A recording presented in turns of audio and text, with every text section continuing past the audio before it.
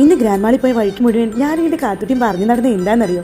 അടുത്ത ആഴ്ച, അതായത് ഈ ശനിയാഴ്ച എൻ്റെ കാത്തുട്ടിയുടെ ബർത്ത്ഡേ ആണ്. 6 വയസ്സ് തികയാണ് എൻ്റെ കാത്തുട്ടിക്ക്. എന്ത് പെട്ടെന്നാണ് വർഷങ്ങൾ പോയത്. കഴിഞ്ഞ വർഷത്തെ ബർത്ത്ഡേ ആഘോഷം ഇതാ ഇന്നലെ കഴിഞ്ഞതുപോലെയാണ് തോന്നുന്നത്.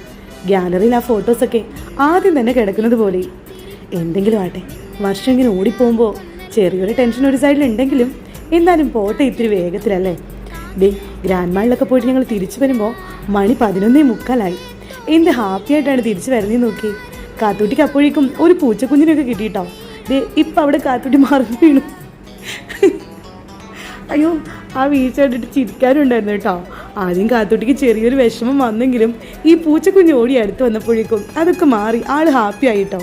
ആ പോപ്കോണൊക്കെ അതിന് വെച്ച് കൊടുക്കുന്നുണ്ട്, അത് മൈൻഡ് ആക്കണ കൂടിയില്ല.